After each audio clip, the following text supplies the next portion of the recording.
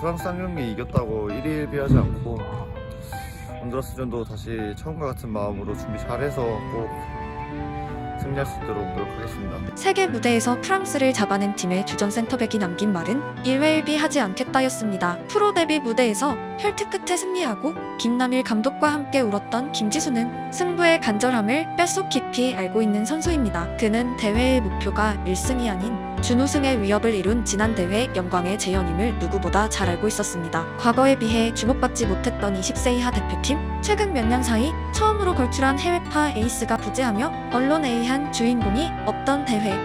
하지만 팀에서 유일하게 스포트라이트를 받아온 불세출의 최연소 수비수에게는 단호한 결의가 있었습니다. 대회 전 피파가 주목한 유일한 한국 선수 또한 김지수의 몫이었습니다. 상대 선수가 압박하는 걸 즐긴다.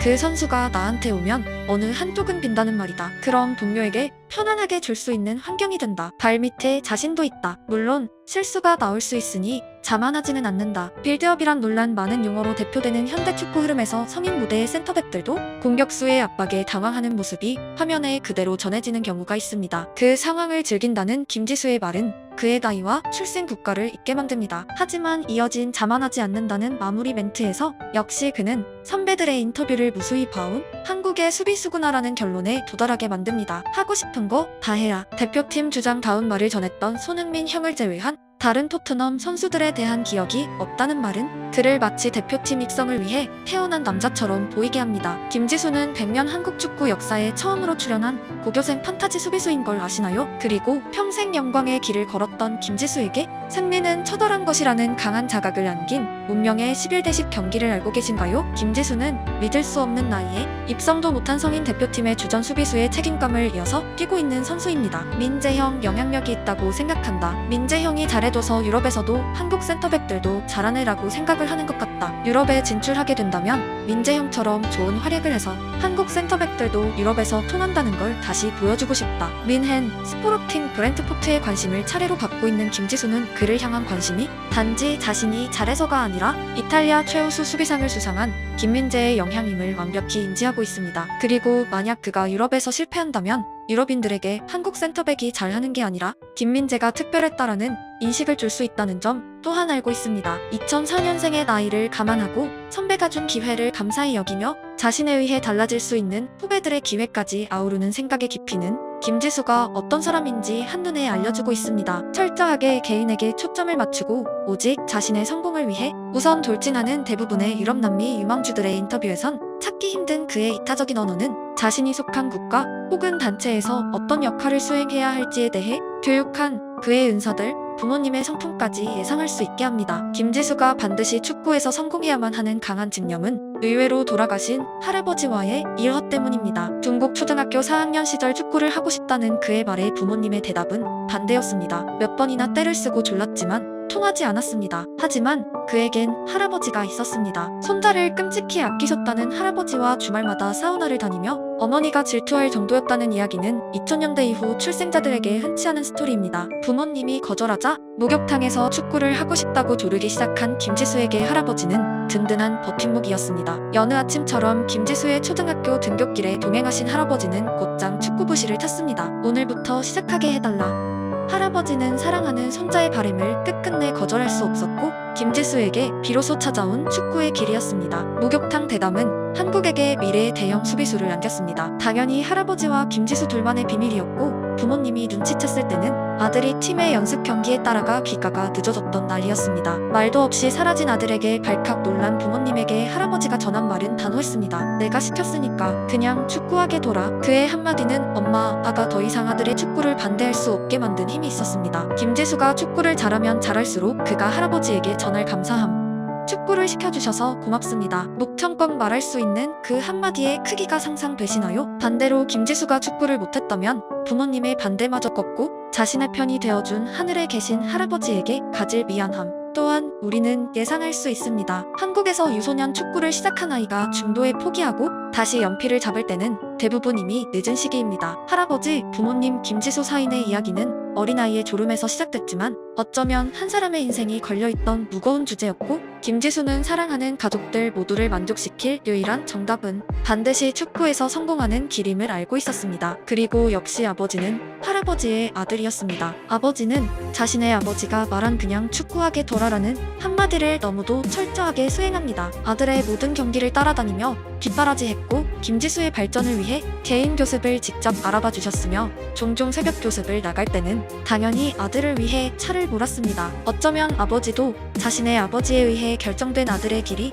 반드시 성공해야만 하는 이유에 효심이 포함되어 있을지도 모릅니다. 그는 처음에 아들의 축구를 반대했던 부모로 믿기 어려울 만큼 김지수의 축구를 완전하게 지원합니다. 김지수가 성남 U15팀에 합류하자 부천에서 성남까지 현업에 종사하며 40km를 매일같이 왕복하며 함께했고, 돌아오는 길에는 강남의 피트니스 센터에 들러 몸의 균형을 위해 PT도 받게 했습니다. 그동안 부모님은 차 안에서 가만히 아들을 기다렸습니다. 그는 비선수 출신인 아버지에 의해 놀랍도록 체계적인 길을 걸었습니다. 성남 유스팀 입단 후 U15 대표팀에 합류한 김지수의 이후 여정은 말 그대로 한국 수비수사상 역대 최고의 꽃길입니다. 모든 연령별 대표팀의 감독은 가장 먼저 센터백에 김지수의 이름을 올렸고, 그의 신장은 이미 192cm까지 자라 있었습니다. 초등학교 5학년까지 공격수였던 그의 갑자기 커버린 신장은 그를 센터백으로 변모시킵니다. 그리고 운명의 2022년이 찾아옵니다. 성남은 13라운드까지 단 1승에 그치며 최하위에 처졌고, 수비진은 붕괴되었습니다. 김남일 감독은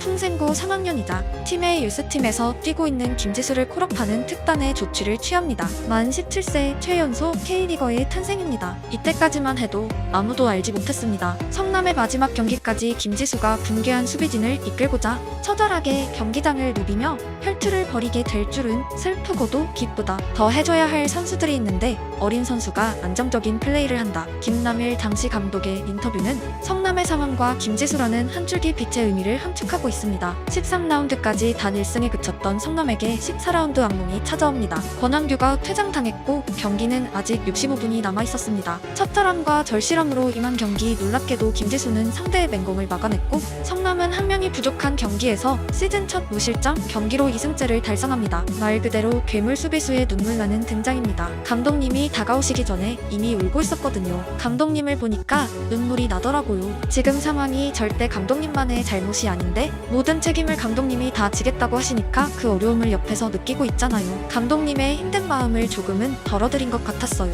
생각보다 일찍 제게 기회를 주셨고 좋은 평가를 해주셔서 감사한 마음이었어요. 어린 선수를 그것도 중앙 수비에 쓰기 쉽지 않으셨을 거잖아요. 그 순간 그런 감사한 마음이 몰려왔어요. 만 17세를 투입한 강등권 팀의 감독 김남일의 눈물보다 먼저 김지수의 얼굴은 젖어 있었습니다. 그는 감독의 선택과 감정을 온전하게 이해하고 있었습니다. 그리고 자신의 데뷔가 당연한 것이 아니라 감독의 힘든 결정이었음을 누구보다 잘 알고 있었고, 애처로운 감독의 상황에 같이 눈물을 쏟는 인성을 동반한 선수였습니다. 강팀 풍생고에서 뛰며 당연한 듯 승리했던 김지수가 승리의 간절함을 처음으로 알게 된 경기이기도 했고, 축구의 신은 대형 유망주에게 강한 동기를 부여합니다. 성남의 시즌은 결국 김남일 감독의 경질과 함께 안타깝게 마무리됩니다. 하지만 시즌 끝까지 수비의 주역이 된 김지수의 발견이 유일한 반전이 됩니다. 그는 손흥민처럼 긴장을 하지 않는 성격입니다. 손흥민처럼 가장 최초에 가진 꿈은 맨유 입단입니다. 그리고 손흥민과의 경기에서 그는 평생 처음으로 긴장을 맛보게 됩니다. 하고 싶은 거 다 해라. 실수해도 괜찮아. 아직 어리잖아. 사진 안 찍어? 유럽 입성이 유력한 대형 유망주도 결국 한국에서 축구를 하는 꿈나무였습니다. 손흥민의 이름은 이제야 그를 2004년생 다워 보이게 만들었습니다. 김지수는 스스로 책임감을 쌓으며 살아가고 있습니다. 축구를 시켜주신 할아버지, 필사적으로 뒷바라지 해주신 부모님, 프로에 데뷔시켜준 김남일 감독, 유럽의 한국 센터백을 알린 김민재, 한국 축구의 아이콘 손흥민까지 그는 많은 것을 등에 업고 자신만의 길을 향해 나아가기 시작했습니다. 지난 영상의 주인공 최석현이 퇴장당했을 시 힘들어하는 그에게 기운을 준 것 또한 김지수였습니다. 김지수는 한국 축구의 미래가 아닙니다. 그는 어느덧 한국 축구의 현재가 되어 있습니다. 그리고 다음 월드컵 대한민국의 센터라인 김민재의 작은 여전히 미지수입니다. 역대급 수비수 스쿼드를 쌓아가는 한국 20세 이하 팀이 수비의 대명사 이탈리아를 상대합니다. 그들의 여정은 승패와 상관없이 아름다웠고 대회 이후 새로운 시대는 반드시 개막됩니다.